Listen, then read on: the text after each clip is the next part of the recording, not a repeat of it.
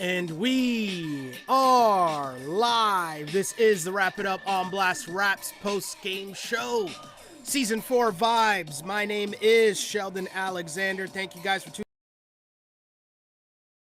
in. Wherever you're tuning into this, the original, the only live and interactive Toronto Raptors post-game show.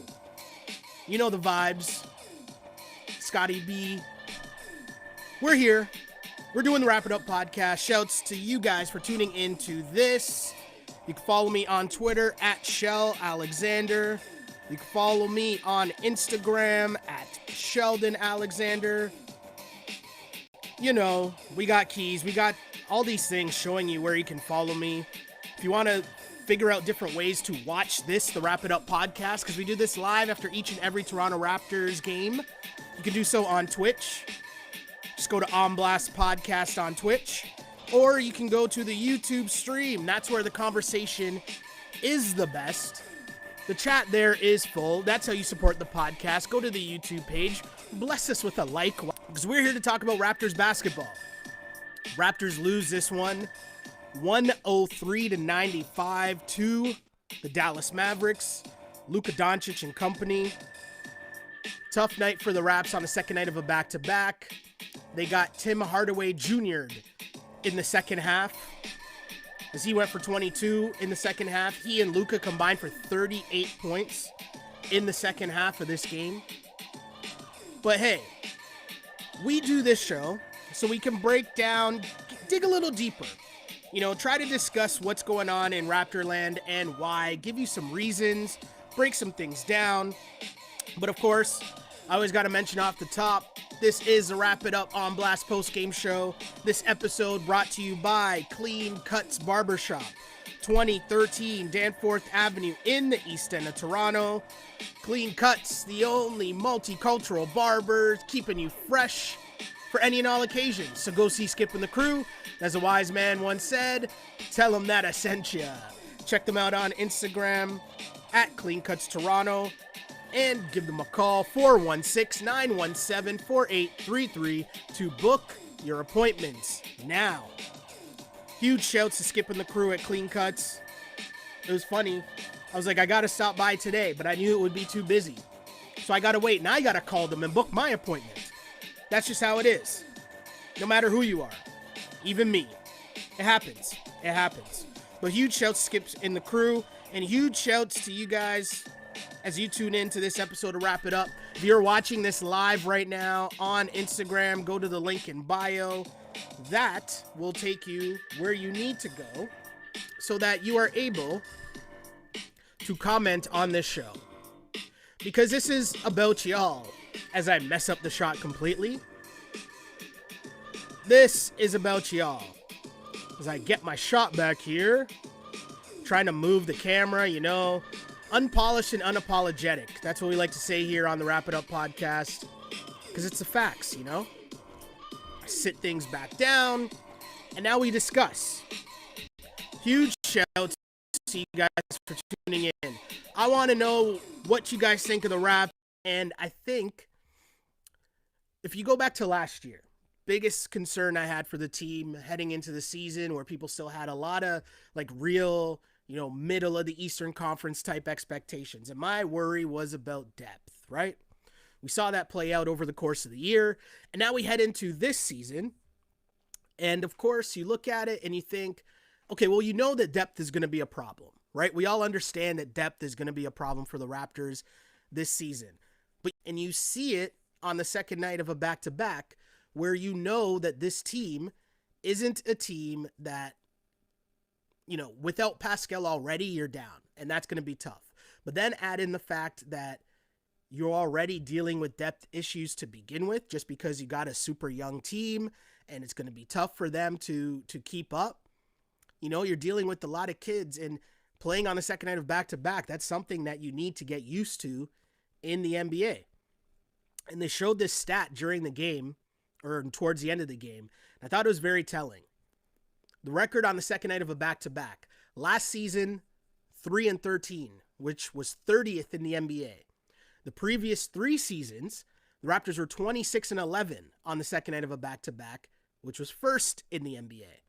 And again, we can talk about a lot of reasons why, but I think the reasons why are fairly obvious. It's just depth. You go back to the success the Raptors had in the previous 3 seasons, and you remember there's a thing called the bench mob. The bench mob is really important because there's going to be nights where your starters just don't have it, but the bench is going to come in, they're going to give you that boost of energy. And the Raptors just didn't have a bench. They had a really good bench. A bench, in fact, that would come into the game and flip games. Flip games in the sense that if you were down, they could make a comeback. If you were up, they could extend a lead from 8 to 12 to 15. But either way, your bench was coming in and giving you energy because you had that advantage over most other teams in the league. So when you look at this team now and, you're trying to figure out what your bench rotation is going to be, obviously it's still going to be different because Pascal's going to come back and he's going to be a starter. But you look at the bench tonight and there's just not much going at all. Shvi's coming off the bench. He led with 7 points. We had Chris Boucher, Chris Boucher put in work last season, right? He was a key part of that team coming off the bench. He was able to give you good minutes night in, night out, hustling, being on the glass, being an energy guy. Well, he was 0 for 5 in this game with 0 points. And to me, it's not concerning because it's still early in the season. But when you think of a guy like Chris Boucher, he kind of personified what you want from these Raptors in terms of a guy who was a hustle guy. Everything he got was from getting on the glass, playing hard defense, running the floor. And in this game, you saw some pretty bad shot selection from Chris Boucher. And you can live with the shot selection when the other things are happening. I mean, you still don't like it, some of the threes that he was taking tonight, but you're okay with it a little bit because he's doing the other things on the floor, right? Cool. So Chris Boucher struggling. A lot of people are talking about Goran Dragic, and I don't know why everyone's so mad about Dragic, why he seems to be like the ire of Raptors fans right now. I don't see him as being like that big of an issue. Plus, when you get into the fact, I saw my guy doing a lot of leadership type things in this game, which I thought was a vet move and something that a young team really, really needs. But let's go through the game. Right? So again, 103-95, Mavericks win. And if you're Scotty Barnes, you're a rookie. You're going from one night guarding Jason Tatum, and then on the second night, you got Luka. Welcome to the NBA indeed, right? OG, who'd been struggling early on in the season, he was a huge focal point. And if you go to his first 2 games, games 1 and 2 combined, he had 25 points, was 7 of 35, and 2 of 14 from 3. That was OG Anunoby. That's combined in games 1 and 2. Not that good, especially when you're looking at him as a guy who is supposed to be one of your main scorers, especially with Pascal Siakam out of the lineup. Well, in the first half of this game against the Mavs, OG came out and he was balling. He's going to the cup. He was shooting threes in rhythm. Didn't really seem to be forcing things at all. But it was a welcome sign to a lot of Raptors fans, especially Raptors Twitter, that was maybe a little nervous because OG was struggling. My guy had 20 points in the first half. 20. Again, first 2 games combined, OG Anunoby had 25 points. And I say that on 7 of 35 shooting. That's the first 2 games, okay? In the first half of this game, OG had 20 points. He was 8 of 10 for field goals. Wow, can't speak all of a sudden. He was 8 of 10 from the floor and 4 of 5 from 3. That's what OG Anunoby was doing in the first half of this game. The problem with that is that he had 3 points in the second half. And this is, again, where you come into depth, because it's easy to tweet out, it's easy to say on a podcast or say on a show or whatever that, hey, this guy's supposed to be the man. But we never really get into what that actually means or how difficult that actually is. Like, it's hard to put in work and drop 20 plus a night and be asked to guard the other team's like top guys. Like, we throw these things around a lot, and I've said it about me and having to readjust what a max player is in terms of what I expect from Pascal, because the reality is of the things that we just say and we throw out about who's a max player, who's the man, who's the number one guy, it's hard to do in this league. And there's a reason why, those dudes, those guys, there's maybe what? 5 of them in the league? And not even that many. Not even that many. I'm talking about guys that you're saying are putting in work offensively and defensively night in, night out. So I say that to say this. OG is still learning.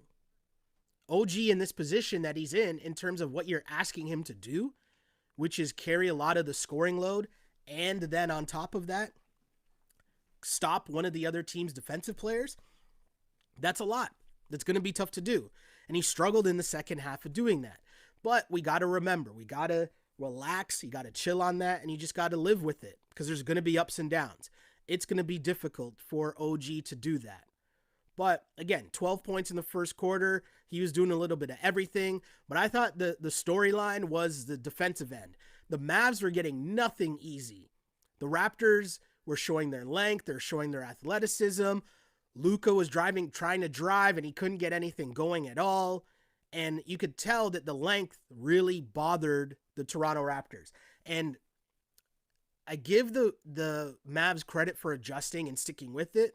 But also the problem with what happened was the Raptors' defense was so good, but they couldn't get their offense going tonight. Because if you remember, the same thing kind of happened in the game prior. The only difference is Gary Trent Jr. was able to get it going in the third quarter, and that really, blew the game open. In this game, on the second night of a back-to-back, you're looking around, you're waiting, who's going to be that guy to get the buckets, and it never really came. And that's what happens sometimes. It's tough, right? It's really tough to do on a nightly basis, and you're dealing with depth issues. And that's just the reality of what this season's going to be. And this is why, the way that I talk about this game is this season of the Raptors is you want to see positive signs. You want to see positive steps. You want to see growth and development. And hey, the way OG came out, it showed that it was possible. And that's key. Because the next step in his development will be consistency. That's how you make the next leap. The next leap is based off of what you can do consistently to get buckets, to put up numbers on a nightly basis, to guard Luka on one end, and then get your points on the other end. And, you look at the stat line. I mean, the key's up there. The graphic at the bottom of the screen is there. 27 points for Luka, 23 for OG. But the difference in how those two guys did their thing was just the fact that when you look at Luka was in charge of just carrying the whole offense. He was doing everything for the Mavs. And if he wasn't getting to the cup himself, then he was at least getting an open look for Tim Hardaway Jr. And I think that's the key. That's the difference, right? Stats never really tell the full deal, right? And so you think about it, and at the end of the day, you take the positives. You take the positives of the fact that you went toe-to-toe with the Mavs, who are supposed to be, a middle-of-the-pack team in the West. Luka Doncic is one of the best players in the league, and I think, at least for a half, the Raptors did a pretty good job of keeping Luka in check. And there's going to be games like this where the Raptors look good for a half, and then kind of, they don't know how to win. And it's tough enough to win in the NBA, and it's even tougher to do it on the second night of a back-to-back. That's just a reality of the league. So that's why, Raptors fans, the diehard Raptor fans that are going to ride with this team and watch, every single game because they're like the diehard fans, not just the people who are coming around when the wins are good. I get that, and I'm not knocking you, whatever. Do what you do, whatever works for you, right? But I'm saying if you want to know, if you plan on watching all the games, I advise you to pick out things that you want to see on a night in and night out basis and just take the wins as they come. That's the facts.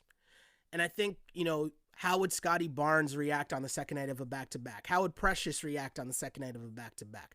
Precious Achiuwa, back-to-back double-doubles. I think that's really cool.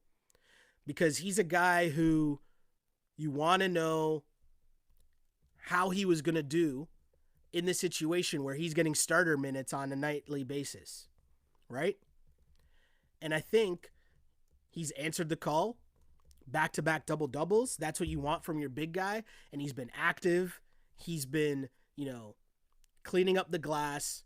He's been figuring out how to contribute and just being a huge body, being active. That's what the Raptors need right now from their big guys. And that's the thing where you look at a guy like Chris Boucher, who gave them so much of that last year, and you think that what the goal would be, right? What the goal would be is that you have that with Chris Boucher coming off the bench, and you have that with Precious starting, and so it's just a constant stream of guys being able to just outwork you on the glass. The key to the game last night against the Boston Celtics was the Raptors dominating the paint. Remember all those numbers we brought up from halftime of last night's game against the Celtics, where the Raptors just controlled the glass? They controlled it for the entire time. That didn't really happen in tonight's game. And I think that was the main problem. You got to use your strength. And the Raptors' strength is their height, their athleticism, their ability to, just own the paint and control the tempo of the game. And the one thing that Jack kept stressing during the game that I totally agree with, once the game slowed down, everything became easier for the Mavs. Everything became easier for Luka Doncic to control the tempo, to control the pace. And to me, it's just a sign of what this Raptors team needs to be. And it's going to be tough to do, because it's easy for me to say, hey, the way that the Raptors need to win games this season is they got to get up and down. They got to run the floor. They got to play defense. They got to do, all these things. It's so easy to say effort. We talk about effort all the time. And I've been saying, hey, if you show effort on a nightly basis, you can be a 500 team. And it's true, but there's a reason why every team isn't 500 in the NBA, right? Because it's actually hard to do, because not enough teams have depth. Like, it's hard to play the high-level defense night in, night out, and also get you buckets. That's why every team doesn't have a Kawhi or a Giannis or a prime LeBron, right? That's why even dudes that you look at as superstars, a Dame Lillard, right? A Bradley Beal, those dudes put in work on the offensive end, but it's not like their defense is out here, that everyone's talking about how great their defensive intensity is. It's very hard to do. So for these good teams, you need the depth, and the Raptors it's going to be tough, and it's going to take a while to figure out a rotation. How does everybody fit? The Dragic thing, people are going to talk about it. I'm sure it's on Twitter. You're seeing Dragic kind of being emotional in the huddle, and he's kind of fired up, and he's very animated and talking to guys. But if you go to that point in the game, in terms of what was going on at that time, the Raptors offense with their bench just wasn't doing it at all. It was just terrible ball movement. It was just stagnant. It was super slow. Guys looked like they didn't know where to be on the court. And so you have a vet guy saying, we can't do this. There's certain things that you have to deem unacceptable. And so I thought it was really cool to see Dragic do that, especially in a scenario where we know what happened when the trade first went down and people were rattled about, does he want to be here? What kind of influence is he going to be? And instead, what you get is my guy trying to rally the troops and be that vet in the huddle. To me, that's a good sign. That's something that you want. But let's continue and get through the rest of the game here. Quick recap. Sorry, I'll be a little faster. Hey, it's early on in the season for me too, right? I got to get used to doing this again. So as I mentioned earlier, pardon me, the Raptors led 25-18 after one. Kristaps hit a deep three to start the second quarter. He had 10 points early on in that second quarter, and the Raps go cold. I mean, they didn't really get hot. If you look at it, OG started 5 of 6. The rest of the Raps were 6 for 25 to start this game. That's not a good look. Freddie was trying to do his thing. Freddie played all right in this game. He was pretty, okay. He had 20 points. he figured out a way to get to 20 points, which is what we've talked about from last season that Fred VanVleet knows he has to do, and especially without Siakam in the lineup. So he goes 8 for 17, 20 points. He's only 2 of 9 from 3. You'd want better numbers than that. The assists weren't really there tonight, but again, second night of a back-to-back. My guy's trying to pace himself. He is, put in a very, very, very tough position. Fred VanVleet is night in, night out, and he's trying. He's trying. And I know I say that, and every time I say something like that, I always think of the Josh Donaldson. This is the try-hard league. But hey, that's just kind of what the season's going to be. There's going to be ups, there's going to be downs. So this is what I'm saying. Just take the good with the bad, understand there's going to be the waves of the up and down, and accept that. So again, huge shout to the people watching this, wherever you're watching, on Twitch, on YouTube. Again, go to the YouTube page. YouTube is the best place to watch this for sure. And you know what? I always say I'm going to do this, and then I forget to do it once the pod starts. But if you are on the Instagram feed, what you need to do is go to the link in bio, click on the link there, and it'll take you right to the YouTube page, where you can then join the conversation there, because that's where our OG fans are, and that's where they're having a conversation, and I will take all of the comments and questions and, do my best to talk you through, Raptors fans, what just happened. As the Mavs win 103-95, Raptors fall to 1-2 on the season. They play DeMar DeRozan and the Bulls on Monday. So, they got the bit of home games coming up now, so you got to try to get your wins at home, right? Use that advantage of the home court. Although I will say, for Saturday night in Toronto, I felt like the crowd could have been a little more hype. Just saying. But story for another day. So I was talking about Freddie. Freddie was doing his thing. Found OG in that second quarter. OG has that massive dunk on Maxi Kleber, who I will only think of, I was trying to think of another Maxi Priest. Anyways, I'm also thinking of Kleber getting dunked on by Kawhi in the playoffs last year. And OG put it on his head top tonight. But OG hit a 3. He dunked on Kleber. Again, he had 20 in that first half. The other tough thing that happened in that first half, though, Scotty Barnes went down with a thigh contusion, I think it was. Quad contusion, pardon me. But then he came back, didn't really look the same, but foul trouble was a problem. And of course, when you're in foul trouble, again, that points to the depth. And what I'm going to try here is give answers as to why things are happening. Because I feel like, in this era of Twitter or, Instagram clips, we can sit here and we can throw out things like, oh, who's the man? Who's going to win MVP? Who's going to be the guy? You hear all these things. But you kind of need to elaborate a little bit. Like, what do these things actually mean? Right? I say this all the time. What do these things actually mean? You can say, oh, this guy's going to be the man. But what does the man actually mean? There's levels to that. Especially because you could be the man on the Sacramento Kings. And what does that mean? Not a lot. It means a lot different than it does to be the man on the Brooklyn Nets. Right? So this is what I try to do here. Try to explain some things, or at least how I see them. And in the first half, OG was the man. He was doing it. He was playing great defense, and he was getting buckets. Second half, not so much. Second half, the Raptors offense really, really, really struggled. And this is where the Mavs started to close it in. Luka Doncic started to get things going. Luka also ends up driving to the cup, and Luka tied it up, which I thought at the time, he started to get things going. His confidence started to get going. It wasn't just about him trying to dribble and shake guys, but he was getting in the lane and finding other guys. 15-2 run for the Mavs.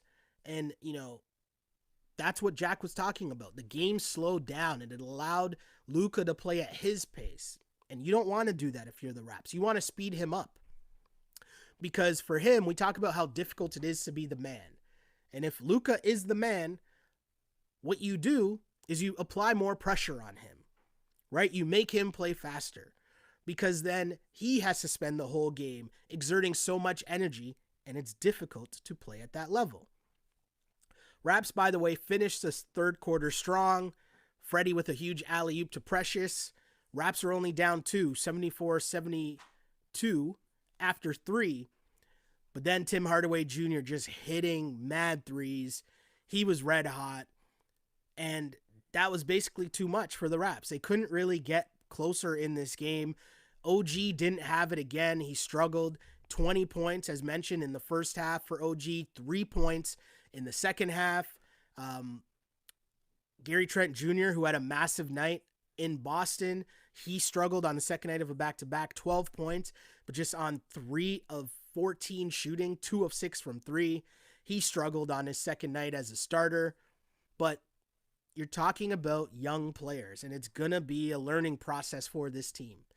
And people might think I'm trying to, be negative when I'm saying, hey, calm down, relax, just take the big win in Boston, be happy and watch Scottie develop. And, you might think I'm being negative, but no, I'm just being real with it, because there's going to be ups and downs during this whole season, because you're dealing with a young team. So the way that I look at this is, okay, so Scottie might not have had it going early on. He got banged up. He's playing on the second night of a back-to-back. But you look at the end of the game, 6 for 12, 17 points, 8 rebounds. You take that if you're the Raps, add in 4 rebounds, 8 rebounds, pardon me, and 2 steals just cuz. Sure. I just think, these are the things you got to pay attention to. Enjoy the development. Let's get to the comments, though. Again, Raptors lose 103-95. Let's get to some comments, see what the people are saying online. First comment here says, not mad at the loss because of the back-to-back and because Luka is hard to contain, but really need Siakam back to see what our full squad looks like. Monday is a must-win. Again, I see what you're trying to say here, but must-win how or why? Like, what really changes if they lose again on Monday? Again, what are your expectations? Those are the questions that you need to ask yourself, right? What are your expectations, and how realistic are they for this young team? And I'm not saying this to tell you that, hey, they're going to be in the lottery. That's not what I'm saying. I'm just asking you what your real expectations are. And, Siakam coming back, of course he's going to help. But there's going to be another huge adjustment to that as guys on this team try to figure out what their roles are. Who gets the shots when? Who is the leader of the bench? Who gets the shots on the bench? Who's running the offense for the bench? All of those things still need to be ironed out for this team. So it's going to be a process. Next comment here. We need a good start in the season to have confidence and momentum. A bad start with all the competition in the league is going to be hard to climb from. We won't win every game, but need to improve. Look at Pascal on the bench. I can't wait till he's back. He looks motivated. Yeah, it'll be awesome to see what kind of Pascal Siakam we get coming back for sure. Tammy said, I really enjoyed that last game. We all did, Tammy. We all did. Glow Girl Smile, on the second game of a back-to-back, Raptors ran out of gas against a big lineup and couldn't get their fast-paced game going. Not mad at that. And, the key there in that comment is, again, having to play fast. And that's just hard to do on a nightly basis with a lack of depth and young players. Because young players have to learn what it takes to win in the NBA. Vets know how to handle a back-to-back. Vets know how to pace themselves in a game. All of these things, right? And for the kids, you got to learn that stuff. What else do we got here? We need a bench mob 2.0, right? That's what I was talking about for sure. I moved down too far on the comments here. There's so many comments as I scroll down. I keep moving too far down, and then the page jumps. But Aisha says Utah may give the bench a boost when he's back. Shvi has had 2 disappointing games. If we're relying on Shvi to be a key contributor, I think there are bigger issues if that's the case, for sure. K2's Garnett. With Scottie having such a big impact, I know it's only 3 games, but what do we do with him when Siakam returns? That is a very good question. Does Scottie Barnes still start? Do you have him come off the bench and kind of be the leader of that second unit? Do you have Gary Trent Jr. go back to the bench and kind of be able to give you some scoring pop coming off the bench? I mean, hey, this is why Nick Nurse and Masai get paid the big bucks, but that's going to be very interesting. How do you handle that? It's going to be very interesting, and it's a great question. I don't know yet what I would do. I think I need to see more from Gary Trent Jr., need to see more from Scotty Barnes, and, who else is going to emerge in terms of what your second unit is going to be, because I think that might play into it as well. Because right now you got Birch playing the 5 and Boucher playing the 4. And I know there was a lot of talk about this last season about wanting to play Boucher at the 4. And it's very interesting to me because I felt like he was able to play the 5 a lot coming off the bench and use his speed and athleticism to out-rebound the other team and just be super active and bouncy on the glass. When he's playing the 4, it gives him a little more opportunity to be on the perimeter and just settle.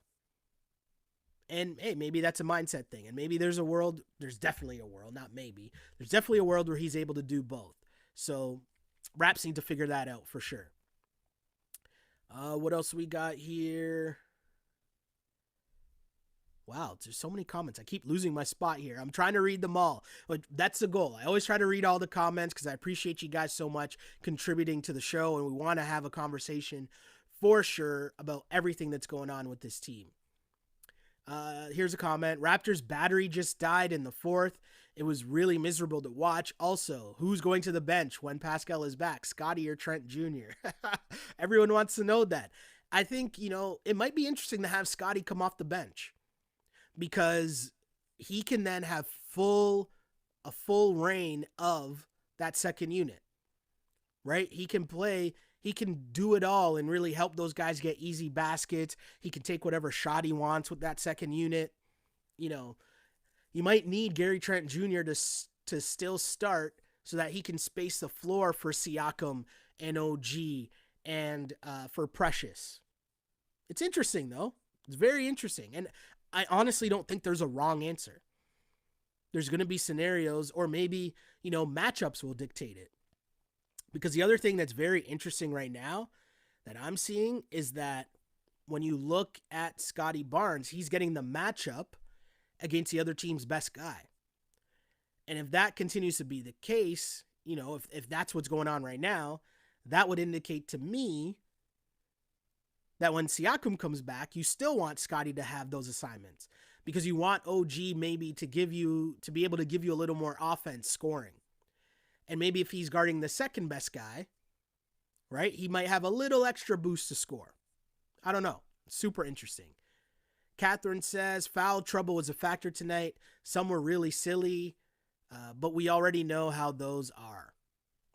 True. Very tough. Very tough go for the Raps. Foul trouble wasn't good at all. Scotty was in foul trouble. OG had 5. And a couple of OG's fouls were completely avoidable. Wasn't really a good look there for OG at certain points.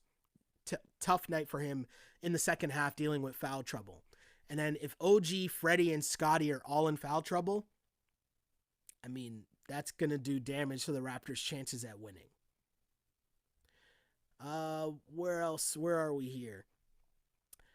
K2's Garnett says, we will be okay. I don't think Siakam is going to take up a lot of empty possessions.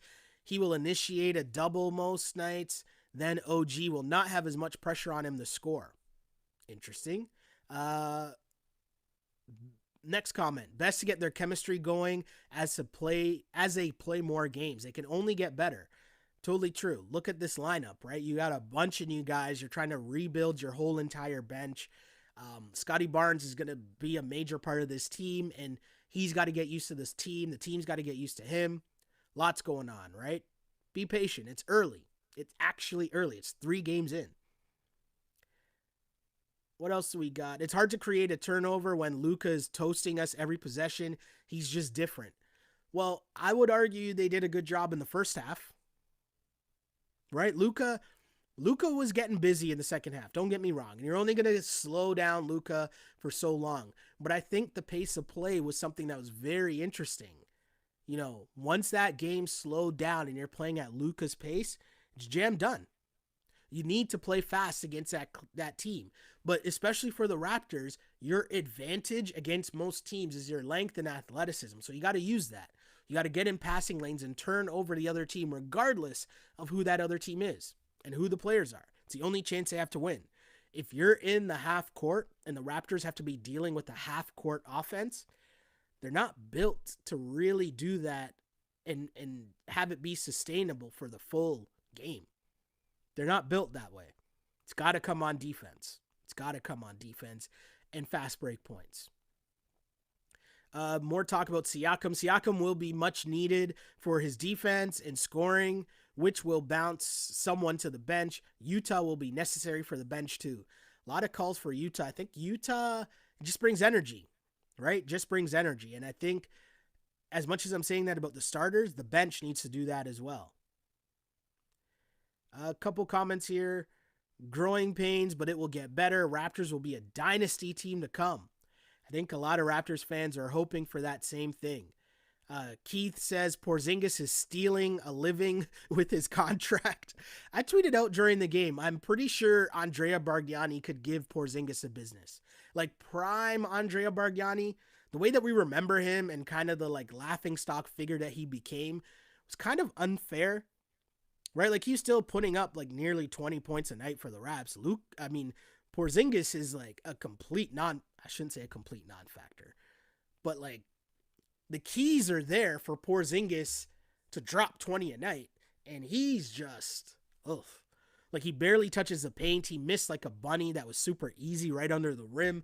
I don't even know it's just not a good look for Kristaps at all. But I always point back to when the trade went down and it was rumored that the Raptors were in on that. They're in on it, but there were medical concerns. And all that's happened since the trade was that Kristaps keeps getting hurt. And then even when he's healthy, well, he's not in the paint getting rebounds. I'll tell you that much. He hit some shots tonight, definitely, but if they're going to be a serious team, they need a lot more. Here's a comment. I want to see improvement, and that will be success for me. The play-in would be great. Totally agree with that. Right? And I think if you're the Raptors team, you just want to see improvement. You got a young squad. All you need is an improvement. Porzingis is a masterclass tonight.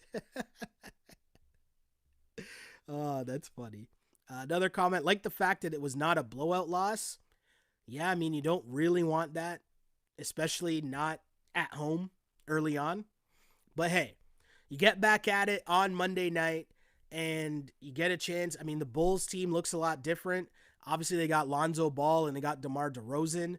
So expectations are different in Chicago. Plus, it'll be a full year with Vucevic. So, yeah, I'm interested to see what Chicago has to offer as well, just in terms of a team that has some expectations. Plus, a familiar face in DeMar DeRozan, right? So a lot of just different interesting subplots for Monday. And, DeRozan will always be an interesting figure in this city for sure. And it'll be interesting to see, there'll be more games against him now because obviously he plays on the Bulls, right? So as mentioned, we'll be back on Monday night as the Raptors take on the Chicago Bulls, trying to get back to 500. And that's because they fall to the Dallas Mavericks. Raptors lose 103-95. Luka Doncic had 16 points in the second half, 27 points total. He was helped out a ton by Tim Hardaway Jr., who had 25 points, including 7 for 11 from 3. On the Raptors side of things, OG Anunoby, 20 points in the first half, but only 3 in the second half as the Raptors offense just stalled. They got not much from the bench at all, and that's a problem going forward. Depth on the second night of a back-to-back is an issue. It was an issue for them last year, and in their first back-to-back this year, things didn't go well. Remember, last season they were 3-13 on the second night of a back-to-back. Not a good look, and that's after being first in the NBA for the previous 3 seasons prior to last year. Make sense?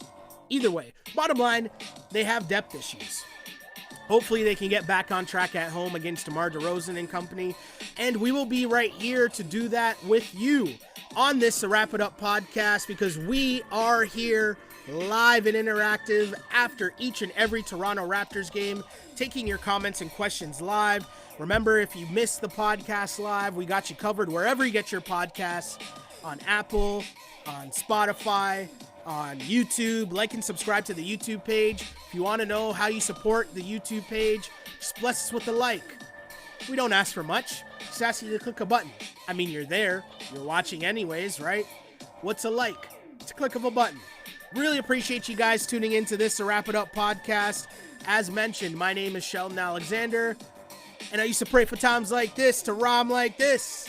This is the Wrap It Up on Blast Raps postgame show. As always, unpolished and unapologetic. Until next time, see ya.